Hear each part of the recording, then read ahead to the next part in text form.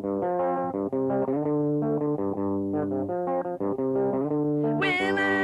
I've nothing to do. There ain't one goddamn fucking thing to do. Nothing to do in a boring town except getting in your car and cruising around. I said I've nothing to do. And tonight it's just me and you. Yeah, tonight it's just me and you. Just me and you. Just me and you. Just me and you. It's just me and you. It's just me and you. It's just me and you. It's just me and you. It's just me and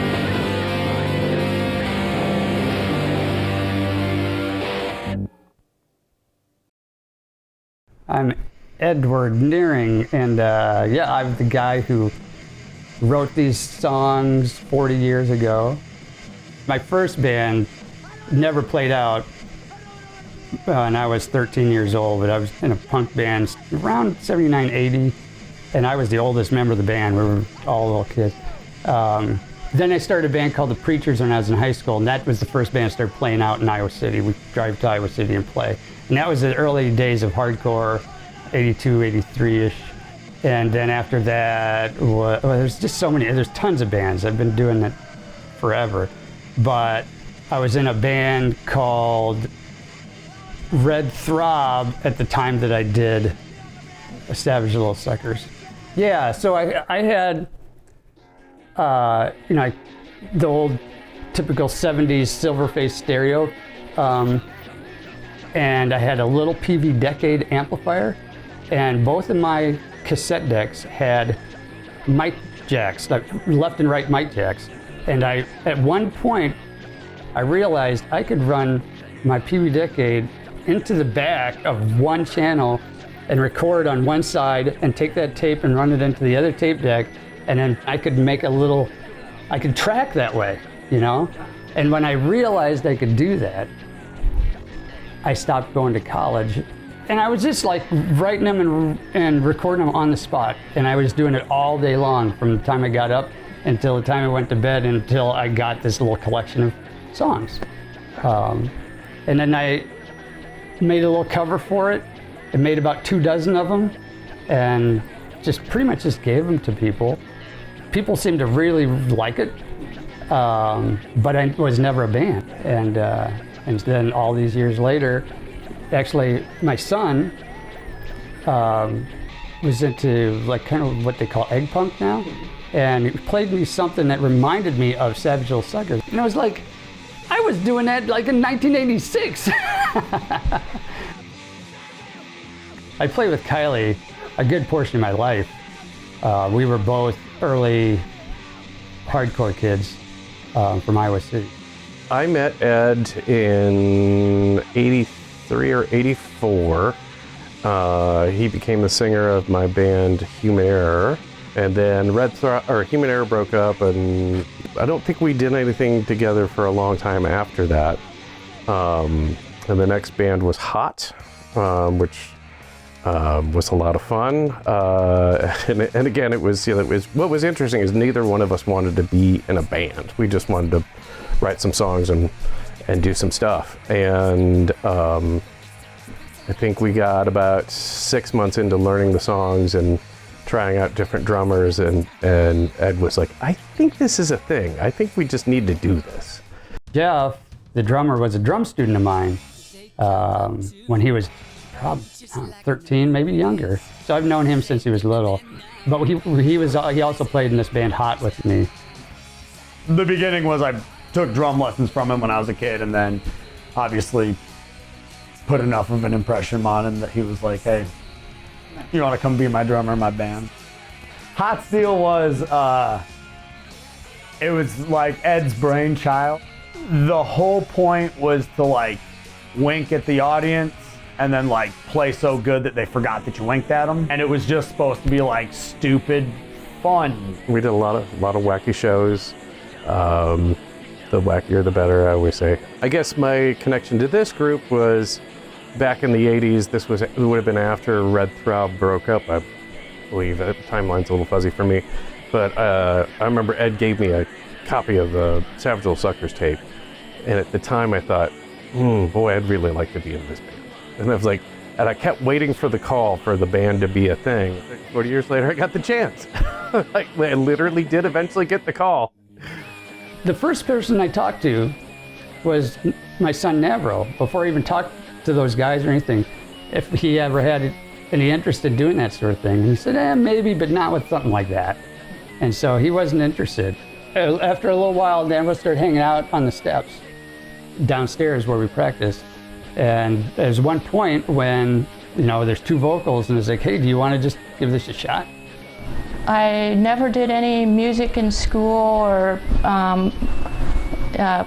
growing up. I did do a little bit of performing and in non-musical things, and I played a little bit of accordion growing up. This is the first time I've ever performed with a band. And he did it, and it just worked. I knew we needed two vocalists, and I was looking around, and I said, you know what? I think I might just stop someone on the street, and ask them. And that's what I wound up doing. I would drive through downtown, and I was just like looking for people who I thought looked the part. I was right near downtown, stopped at a stop sign, looked down the street, and there was Alexander walking away from me. I didn't know him at all. But, Alexander looks like a rock star. And I was like, whoa, check that dude out. And so I followed him for a little while. I guess he'd been following me in his car for a while that day. Like, he'd seen me walking down the street, and then he circled the block to try to find me again. I said, hey man, are you a musician at all? He's like, yeah, I mess around, and that just started the conversation. So it really was just like a dude stopped me on the street to ask me if I wanted to be in his band.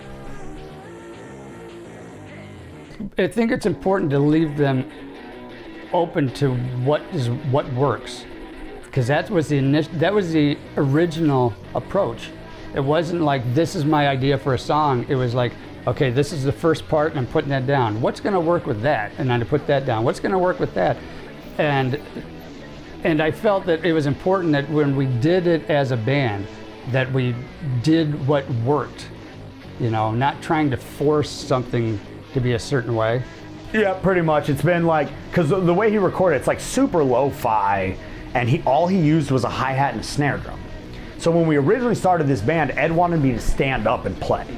And so I tried it, but that is not our vibe. And so we had tried adjusting the sizes of the drums and all that, and I was like, can I just play a real drum set? Just give me a practice to play a real drum kit. Because when you sit down and you have a kick drum and you have a snare drum, now you can drive as fast as you want and whatever. So when we started doing that, then it was like, okay, back to you said, this is the general feel. And so yeah, I just kind of took that and then rewrote the parts to fit my style. I think a lot of the songs, they're all very similar in their structure. But Kylie's a way better guitar player than I was, and we're all of us are more talented than where I was at that time. So we can play things faster, we can play them tighter, we can with more power, all of those things. Worked our way through learning the songs, which is a little bit difficult as there wasn't tuners used back then a lot, and so, sometimes figuring out the key of the song was a little bit difficult. And Ed has a very specific rhythmic way of playing that's different from my way of playing, and so learning some of those intricacies has been a little bit difficult, but very rewarding. I think Ed really wanted two young people to kind of front the band, to bring that energy. And I mean, Navro's marching and jumping and stuff, and I'm jumping and shaking and stuff all the time during a show. I'm a very quiet, shy person in real life, but I've always been interested in showmanship. It's kind of a fun thing for me to flip a switch when I go on stage and turn into a different person and try and entertain people as much as possible and go crazy. To be honest, my favorite part is being with the people in the band. I love everybody in the band, and I love playing the music. I like making a wall of noise. My favorite part of playing in this band is just, I just really like Ed and Kylie and Alexander and Navarro. And I mean, my favorite part, other than like, you know, playing loud, wild, fast music, is like just being with the dudes, you know? It's just a good time. Like, it's really hard not to have a good time with all, like, everybody else is super nice. Like, just super. That was the first thing I noticed when I finally showed up at practice and stuff. Like, once I got beyond Ed and met Kylie and Jeff and Navarro, it was like, these are just really nice people, and I felt privileged to be in a band with them. I enjoy getting up there and making sure everybody in the audience is having as much fun as possible, and working together with all the guys to, you know, keep the energy up and just have fun. One thing I learned in life, I'm 60 years old now, one thing I learned is that when you're doing the right thing, everything falls in place and it just works. And it just seems like this is what I should be doing, because it's just not work. It's just everything's fallen into place. As far as the future, right now I just kind of think about tomorrow and what's going on. I'm more excited about, I'm more focused on what we're doing on Saturday than what we're doing on, or I should say what we're doing on Friday. If I show up Saturday, we're going to be a day late for the show. Hey, let me in! In terms of the future, I mean, we're gonna still try to do stuff over the summer, but I think that if somebody's gonna leave, I think the plan is to try to fill in the shoes. There's a lot of energy and momentum with the band, and I think whoever's still around and still able to will want to keep going, because it's just such a fun project that's just gaining momentum. Going forward, I guess the future is uncertain, but I guess it might depend on what kind of reactions we continue to get, but it should be interesting to see what happens. But I do want to keep doing it. So however it works out, I would like to keep doing it. It's going to be tough to replace Navarro and Alexander, and I guess we just have to be accepting of whatever another person's gifts are as far as connecting with an audience, you know. But Man, the one thing I will say, when you join a band with Ed, like, you just gotta put your trust in him that he's gonna either find people or figure something out, or he's gonna be like, hey, we're done. So it's the Nearing way. We are the Savage Little Suckers, and we have one more song.